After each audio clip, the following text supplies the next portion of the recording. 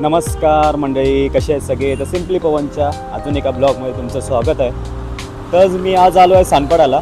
तर तुम्हाला तर माहिती आहे, दिवाळीनंतर जो एक सोहळा येतो तो म्हणजे दत्त जयंतीचा सोहळा. तर त्या सोहळ्याच्या अनुषंगाने मी आज तुम्हाला एक इकडचं सानपाड्याचं एक मंदिर दाखवणार आहे. श्री क्षेत्र दत्त मंदिर सानपाडा.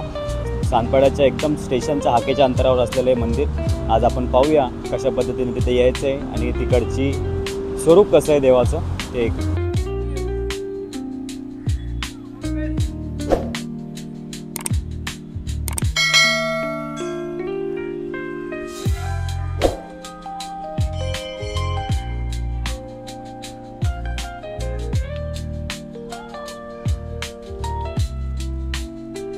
तर मित्रांनो, मी इथं पोहोचलो आता गाभाऱ्यामध्ये. तर मी तुम्हाला दाखवतो आतमधल्या साईडला मंदिर कसं आहे. मंदिर तुम्हाला जसं सांगितलं दत्त मंदिर आहे, सोबतच विठ्ठल रुक्माईचं मंदिर देखील आणि सोबतच आहे शिवलिंग देखील. तर तुम्हाला तिन्ही देवांचं स्वरूप हे देवांचं मी दर्शन देतो इथं. आता येणाऱ्या 2 डिसेंबरला आहे दत्त जयंतीची. तर दत्त जयंतीच्या अनुषंगाने खूपच गर्दी ह्या मंदिरात असते. तर ते देखील तुम्हाला दाखवतो.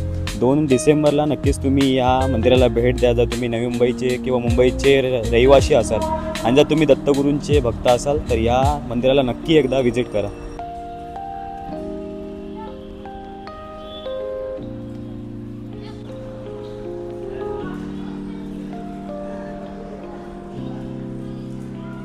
तर मित्रांनो, हे आहे विश्वेश्वर मंदिर. याच मंदिरात आहे ते विश्वेश्वर.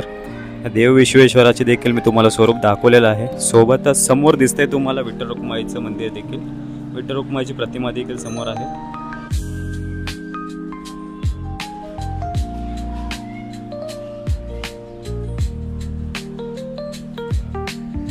मित्रांनो, स्त्रियांना गाभाऱ्यात प्रवेश नाही आहे. तर जर तुम्ही सोबत जर स्त्रिया असतील तर बाहेर जे हे मैदान आहे त्या मैदानात तुम्ही देखील दर्शन करू शकता. सोबतच विठ्ठल रुक्माईचं मंदिर आहे, गणेशाचं मंदिर आहे, आपले साईबाबांचं मंदिर आहे, तिथं देखील तुम्ही दर्शन घेऊ शकता. शंकराचं देखील इथं मंदिर आहे, तिथं देखील तुम्ही दर्शन घेऊ शकता. सोबतच जर तुमचं लग्न कार्य किंवा दुसरी कुठली गोष्टी असतील तर इथं देखील एक हॉलची देखील सोय आहे. लग्न कार्य कुठले शुभ कार्य असतील तर त्याची देखील सोय या मंदिराच्या आवारात केलेली आहे.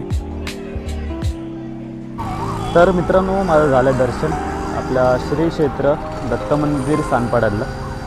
तर ॲक्च्युली खूपच शांत मंदिर आहे, खूपच उत्कृष्ट असे सजावट आहे मंदिरामध्ये आणि खूपच प्रसन्न वाटते या मंदिरामध्ये येऊन. तर नक्कीच तुम्ही ह्या मंदिराला देखील एकदा भेट द्या.